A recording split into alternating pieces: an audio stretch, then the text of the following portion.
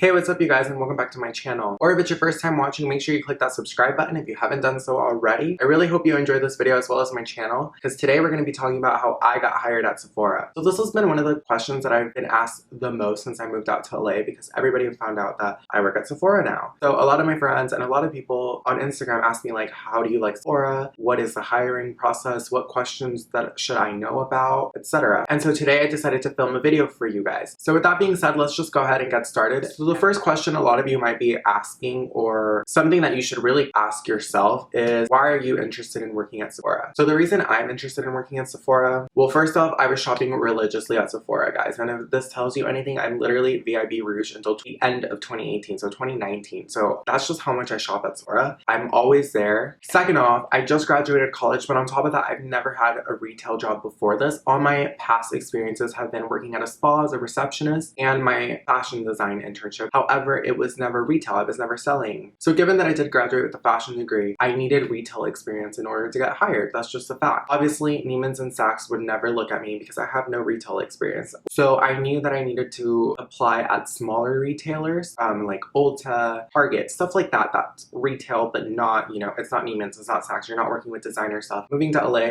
I wasn't finding any design jobs that were consistent, and I needed something stable. So obviously I needed a retail job, but of course the jobs that I wanted or would have preferred weren't available to me. And to be honest, I didn't even think Sephora was available to me, but I gave it a shot because my best asset, aside from design, was my makeup skills. I have makeup skills, obviously. I am by no means a makeup artist, though I am in my mind that I should probably start freelancing because I need money. And see, another reason why I didn't necessarily want to be working garments or inside of like fashion retail was because as a designer, working retail completely strips you of your creativity. Much so like school does that. School did that to me. It very much so stripped away my creativity and put like these rules and guidelines. It messes you up creatively. So as a designer, I couldn't, if I had to do it, I would have done it, obviously, because of my need for a job moving to LA. Anyway, moving on. Makeup was my biggest asset, so I was like, why not try Sephora? And I had previously tried to work at Sephora in the past, but I didn't get the job because of my hours not correlating with the hours they needed me for. This was back in like the beginning of my senior year of college, so it just didn't work out, and then senior year just consumed me all entirely. So anyway, the application process. So the application process, I applied through Indeed.com. Like I was just going on Indeed, and honestly, I was applying at every fashion job I could find as far as design, but at the same time, I was applying for makeup jobs because,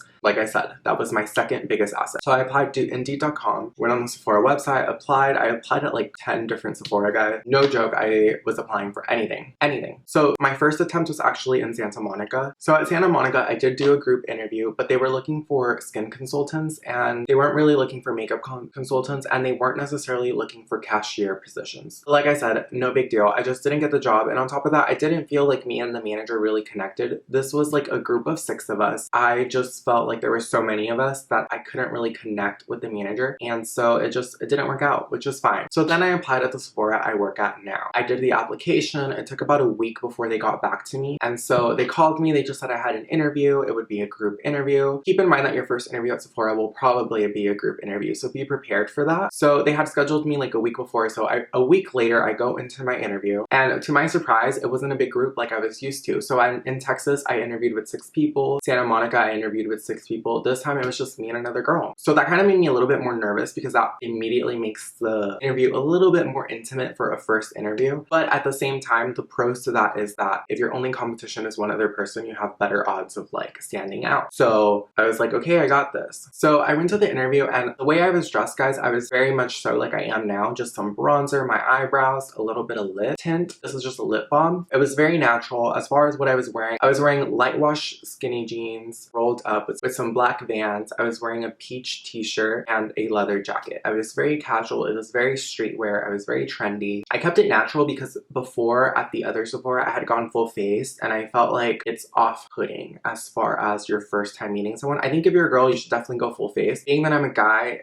I had to work a different angle because going in full face like I normally do on my Instagram, on my videos, on Snapchat, I just felt like it was off-putting because I come off as intimidating or I come off as a bitch. So I wanted wanted to come in more natural and more exposed, I should say. So I kept it very natural. The other girl was like full glam, guys, and I was intimidated by that because I was like, oh my god, she is like full glam and I came all natural. So the questions are very basic. It was very much so about customer service. Please do your research as far as to what the company values are and what customer service means to them. I feel like that is the biggest thing for Sephora is client services, so customer service. And don't refer to a customer as a customer, they're actually clients. We treat everyone as a client because we want to keep them coming back. So keep that in mind. It is so crucial that you know what client service is and how to build a relationship with a client. And if you don't know, guys, just do your research, look into it. Of course, know how to answer why you want to work at Sephora, what Sephora means to you. My answer as far as why do I want to work at Sephora, I explained how I'm a beauty blogger, and being that I am a beauty blogger, I'm not a big beauty blogger. I'm not making a ton of money off YouTube to where I don't need a job. And I was like, I have so much knowledge in makeup. And because of this, I feel like Sephora is giving me that platform to really share my knowledge with other people and be able to help people while making income, you know, because they're offering me that stage to share my wisdom with clients. And I love talking about makeup. I love talking to people. And of course, Sephora is the biggest go-to retailers as far as cosmetics. So I think that was the biggest question because that's really when you share who you are as a person. The second biggest question, and this is the biggest one, is the perfume bottle question. So definitely look into that if you haven't done so already. It's just a trick question. Everybody talks about it. They even know that it's a trick question and just know how to answer it. Like I said, client service is